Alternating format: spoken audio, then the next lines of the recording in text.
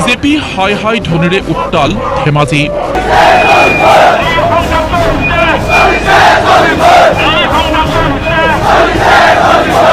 শিক্ষামন্ত্ৰী ডক্টৰ ৰণোজ পেগু আৰু বিজেপি বিধায়ক ভুৱন পেগুক সকিয়নি প্ৰতিবাদকাৰীৰ।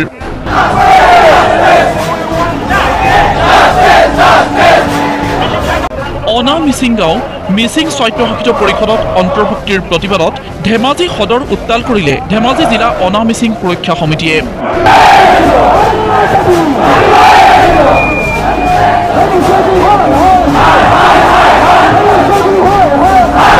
বিজেপি হাই হাই ৰণোজ পেগু হুঁচিয়াৰ ভুৱন পেগু হুঁচিয়াৰ ধ্বনিৰে হাজাৰ হাজাৰ প্ৰতিবাদকাৰীয়ে অনা মিচিং গাঁও মিচিং স্বায়ত্তশাসিত পৰিষদত অন্তৰ্ভুক্তিৰ প্ৰতিবাদ জনায়।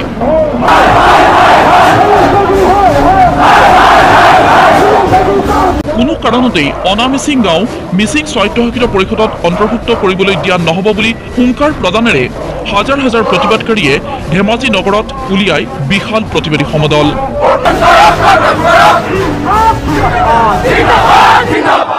আমাৰ দাবী হ'ল অনা মিচিং ৰাইজৰ এটাও ঘৰ এডৰাও কৃষিভূমি যাতে মিচিং স্বায়ত্ত পৰিষদৰ সীমাৰ ভিতৰত নপৰে, তাৰ কাৰণে আজি ৰাইজ স্বতঃস্ফূৰ্তভাৱে ওলাই আহিছে। আমি 2004 চনৰ পৰা কৈ আহিছোঁ যে এই ধৰণৰ যি তেখেতলোকৰ আগ্ৰাসী মনোভাৱ, এই মনোভাৱ ত্যাগ কৰক। আমি সকলোৱে ককাই ভাই নিচিনাকৈ যুগে যুগে বসবাস কৰি আহিছোঁ। এতিয়া যদি মিচিং স্বায়ত্ত পৰিষদৰ ভিতৰত আমাৰ গাঁওসমূহ কৰ্তন কৰে, তেনেহ'লে আমাৰ ৰাইজে জীয়াই থকাৰ প্ৰতি জীৱনৰ প্ৰতি ভাবি কৰি আহিব বুলি আজি এই গণহত্যাক আমি প্ৰতিবাদ কৰিছোঁ। আৰু ইয়াৰ জৰিয়তে অসমৰ মাননীয় মুখ্যমন্ত্ৰী ডাঙৰীয়াক আহ্বান জনাইছোঁ, যিবিলাক গাঁও তেখেতলোকক অন্তৰ্ভুক্ত কৰা হৈছে গাঁওসমূহ অতি শীঘ্ৰে কৰ্তন কৰাৰ ব্যৱস্থা কৰক।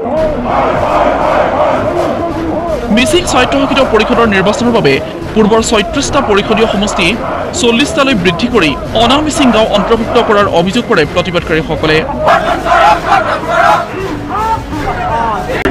অতি শীঘ্ৰেই অনা মিচিং গাঁওসমূহ কৰ্তন কৰিবলৈ দাবী জনায় প্ৰতিবাদকাৰীয়ে।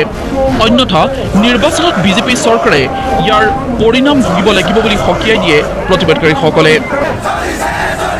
গতিকে আমি জাতি মাটি ভেটিৰ সুৰক্ষাৰ স্বাৰ্থত আচলতে আমি এই সংগ্ৰামখন কৰিছোঁ। তেওঁলোকে যদি 13 চনৰ যিটো নিৰ্বাচন 13 চনত যেনেধৰণে নিৰ্বাচন কৰিছিলে তেনেকৈ কৰাত আমাৰ কাৰো অসুবিধা নাই। আপোনালোকে সকলোকে সোধক, 13 চনত যিসমূহ তেওঁলোকে মিচিং সম্প্ৰদায়ক লৈ যিটো নিৰ্বাচন কৰিলে সেইটো কৰক।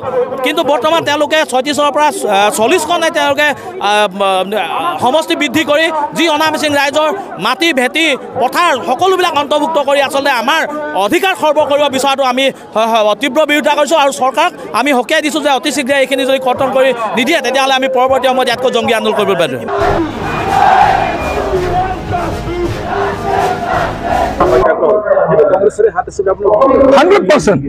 গণহত্যাক কি কাৰণে হ'ল?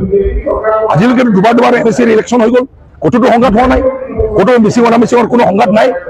আগত এখন ইলেকশ্যন শান্তিপূৰ্ণভাৱে ভোটদান হৈ গ'ল, কোনো আজিলৈকে মানুহে প্ৰতিবাদ নকৰিলে।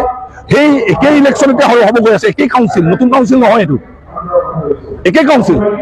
তো আৰু যিকেইটা ধৰ্ণা দিছে দেখা দেখি সিহঁতে মিচিং স্বায়ত্তশাসিত পৰিষদৰ এলেকাৰ ভোট থকা এটাও মানুহ নহয় আৰু এটাও গাঁও অন্তৰ্ভুক্ত হোৱা নাই সিহঁতৰ। চ' যিখিনি অলৰেডি আছে তাক লৈহে এতিয়া ইলেকশ্যন হ'ব, তাক লৈ আকৌ পুনৰ ভোটাৰ তালিকা অলপ সংশোধনী হৈ আছে। ক'ৰবাত যদি আকৌ ভোটাৰ তালিকাৰ নাম থাকি গ'ল ভৰাই আছে, এতিয়া কোনোবা এতিয়া 18 বছৰ হৈছে সিহঁতৰ নাম ভৰাই আছে, সংশোধনী এটাই হৈ আছে, নতুন অন্তৰ্ভুক্তি ক'তো হোৱা নাই। চ' এই পুৰণা ভোটাৰ লিষ্ট, পুৰণা কাউন্সিল, দুবাৰ নিৰ্বাচন হৈ যোৱা কাউন্সিল, ভয়ংকৰ চলি থকা কাউন্সিল, এইটোক লৈ পুনৰ এটা উত্তেজনা সৃষ্টি কৰি ইয়াতো দেখা দেখি চাবলৈ গ'লে কংগ্ৰেছে 4 দিনৰ আগত গৌৰৱ গগৈয়ে ধেমাজিত আহি এটা ষড়যন্ত্ৰমূলক এটা একদম ষড়যন্ত্ৰত লিপ্ত হ'বলৈ গোটেইটো মন্ত্ৰ পঢ়াই থৈ গৈছে। তাৰ কাৰণে কংগ্ৰেছসকলক মই ৱাৰ্ণিং দিছোঁ, আপোনালোকে কংগ্ৰেছ পাৰ্টীয়ে চিচি বগাৰ নিচিনা এটা সমষ্টিত MLA জিকাৰ কাৰণে যিটো আপোনাৰ মিচিং অনা মিচিং আপোনালোকে সংঘাত নথকা বস্তু এটা সংঘাত সৃষ্টি কৰিবলৈ আপোনালোকে ওলাইছে। এটা MLA চিট আপোনালোকে এনেও জোনাত নাপায়, ধেমাজিত নাপায়, আশা কৰিছে চিচি বগা সেইটোও নাপায় বুলি কৈ দিওঁ মই আজি।